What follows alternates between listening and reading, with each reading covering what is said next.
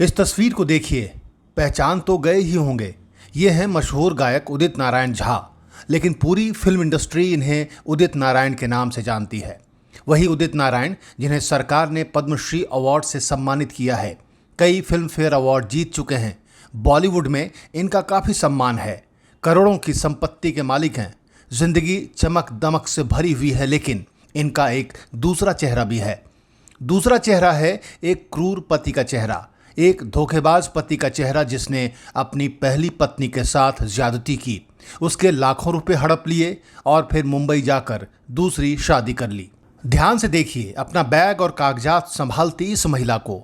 इनका नाम है रंजना नारायण झा और यही हैं बॉलीवुड के मशहूर गायक कलाकार उदित नारायण झा की पत्नी। 1984 में उदित नारायण झा ने नेपाल में रंजना नारायण झा से शादी की थी। कुछ दिन तक तो सब अच्छा चलता रहा। उदित और रंजना की जिंदगी में सब कुछ था, कस्में, वादे, प्यार, वफा और रोमांस, सब कुछ। जिंदगी मजे से कट रही थी, लेकिन जैसे ही उदित नारायण का करियर ग्राफ ऊपर चढ़ा, उन्होंने मुंबई का रुख कर लिया और फिर अपनी पत्नी रंजना नारायण को भूल गए। रंजना के काफ़ी प्रयास के बाद भी उदित नारायण ने उन्हें पत्नी का दर्जा नहीं दिया। काफ़ी कोशिशों के बाद भी रिश्ता सामान्य नहीं हो पाया। पति पत्नी के रिश्तों में कड़वाहट के बीच उदित नारायण ने मुंबई में दूसरी शादी कर ली। देश के कानून को ठेंगा दिखाते हुए बिना पहली पत्नी को तलाक दिए दूसरी शादी कर ली और अब पहली पत्नी रंजना नारायण कानून के रखवालों से सवाल पूछ रही हैं। तो कोई भी आदमी शादी जो करके दूसरी औरत के साथ चल रहा है, अभी तक हमको क्या न्याय मिला है? अगर हिंदू लॉ में ये है कि एक पत्नी के बिना तलाक आप दूसरे के साथ रह सकते हो, तो उसका भी तो कुछ कानून होगा ना। जाहिर तौर पर रंजना नारायण के इस सवाल का जवाब किसी के पास नहीं है।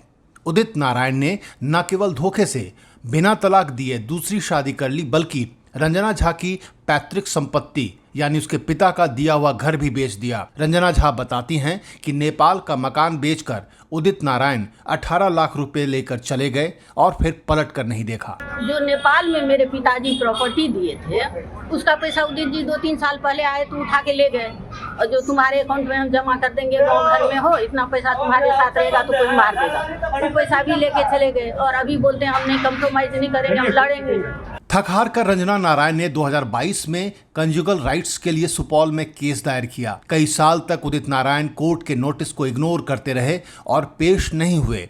उनकी इस हरकत से तंग आकर कोर्ट ने उन पर जुर्माना भी लगाया। आखिरकार 21 फरवरी 2025 को उदित नारायण को कोर्ट में पेश होना पड़ा। रंजना नारायण ने अपने पति उदित नारायण के साथ रहने की इच्छा जाहिर की, लेकिन उदित नारायण ने उन्हें रखने से साफ इनकार कर दिया। उदित नारायण ने कहा कि न साथ रखेंगे और न ही मेंटेनेंस देंगे, बल्कि केस लड़ेंगे। लेकिन सवाल ये उठता है कि उम्र के इस दौर में रंजना नारायण कहाँ जाएंगी?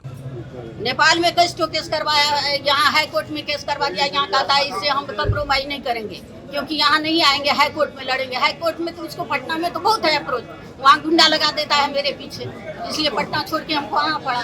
अभी यहाँ रेंट के घर में रह रहे हैं। अभी बताइए क्या होता है उस पैसा से? और कहता है हम लड़ेंगे, तो ठीक है, कोई बात नहीं है। हर जगह न्याय थोड़े बिकेगा, बिक जाएगा तो कोई बात नहीं, लड़ेंगे तब तक, जब तक जान है तब तक लड़ेंगे। दरअसल उदित नारायण ने बिल्कुल ठीक कहा कि वो केस लड़ेंगे, क्योंकि उनके पास अथाह पैसा है, जबकि उनकी पहली पत्नी यानी लीगल वाइफ पाई पाई को तरस रही हैं। रंजना नारायण सुपौल के मकान का किराया मुश्किल से दे पा रही हैं। उदित नारायण जानते हैं कि पैसों के बल पर वो जब तक चाहेंगे केस को लंबा खींच सकते हैं। वो जानते हैं कि रंजना नारायण ज़्यादा दिन टिक नहीं पाएंगी और फिर आउट ऑफ कोर्ट सेटलमेंट करना पड़ेगा, जहां वो अपनी मर्जी रंजना नारायण पर थोप सकेंगे। लेकिन रंजना नारायण ने भी हार मानने से इनकार कर दिया है। रंजना नारायण का कहना है कि उन्हें नहीं मालूम इंसाफ मिलेगा कि नहीं, लेकिन वो जब तक जिंदा हैं तब तक इंसाफ की लड़ाई लड़ती रहेंगी।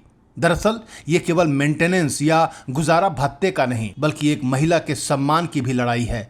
अब देखना यह है कि न्याय की इस लड़ाई में कौन जीतता है, अपने भविष्य और सम्मान की लड़ाई लड़ने वाली रंजना नारायण या फिर बिना तलाक दिए धोखे से दूसरी शादी करने वाला धोखेबाज पति। Bureau report, the Bharat now.